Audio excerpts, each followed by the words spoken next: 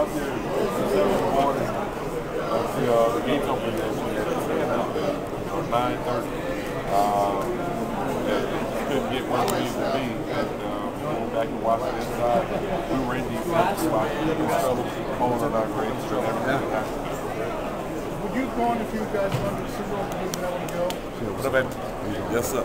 Great season, man. Thank you, man. Would I have gone? Yeah. That was Michael Irvin? Yeah. I had it all set to go. And myself and Brian Dawkins, we had set that up a long time ago. So I would have been there Tuesday, and I would have been in practice on Wednesday. When you first got graduated, your parents were very, your dad was very attuned to the history of African American quarterbacks and everything like that. I mean, to have this level of achievement and sort of placement, what was that like for you guys? Well, you know what? It was good things that happened. For all of us, who have grown up and say, I want to be a doctor, I want to be a lawyer, I want to be a professional player, I want to be president. Now that's reality. And before then, when you say I want to be president, people will look at you differently. And now that you have a guy, African American stature, and also a guy that's very intelligent and looks to make change, anything is possible. What are your thoughts on Jim? You know what? It's tough for me still at this point. We talked about it yesterday. And I commented a little bit about it on ESPN, but it's still tough for me to swallow. And even, when you're going through yours, and, for a guy that you see every day, a guy that, I laugh and joke with every day. And I mess with in practice, I mess with in the game. And even toward the end of the year, you can kind of see it started to affect him. And he went from, walk around, we laugh and joke, maybe smack him on the butt, and to him walking with a cane, to him riding in a little car. And even in practice, I mean, you're standing in front of me, I'm laughing and joking with him, we're laughing. He kind of, stands there and leans on his cane.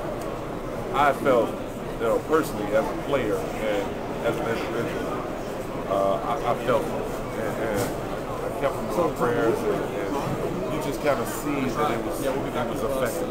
And, we go from drill to drill, and it's like he has to get on his cart to go, move to whatever field we were on or where we were in position in the field. And, you don't ever want to see anything like that happen. Well, yeah. And I've had the great opportunity of doing that. But Jim, he curses me out just like he curses everybody else on defense out when I'm on the field. I've heard reports of Jim in the language he puts out when either I don't run the ball or we don't get the first down. But you know what? That's the competitive nature of all of us. And when you have a guy like Jim, and you hate to just kind of single him out, but when you have a guy like Jim, as an offensive player, and I'm talking to Jim on the sideline, it's like, hey, we're going to get this drive, we're going to score. You got to appreciate life, man. That's all I can do.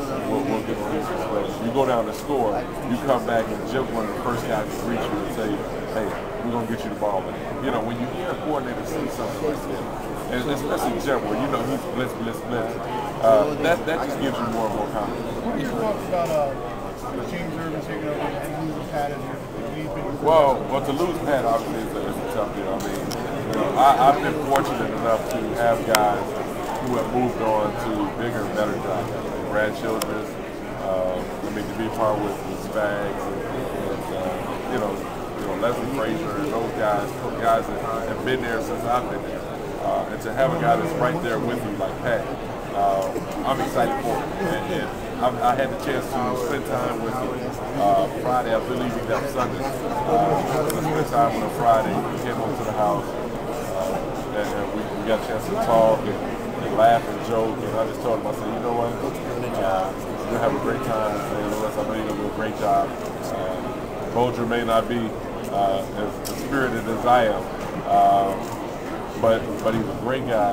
You got some great talent out there, and I know you'll do well. And I wish you good luck. Besides when you play us, and hopefully we won't see you in the NFC Championship or something, because I know they turn up that music loud in the dome, and hopefully we'll have it in our stadium this year. But you know what? I'm just so excited for him. And then James Irvin, a guy that's working extremely hard. You know, just kind of being quality control and being in our meeting rooms. He kind of knows the personalities that we all have. And then bringing in a guy like Doug Peterson, who has played the position, can definitely help out James in so many ways.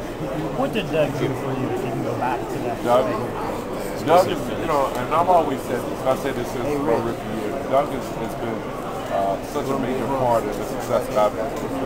Coming into the NFL as a rookie, you know, you look at some of these rookies now, you look at Flacco, you look at Matt Ryan.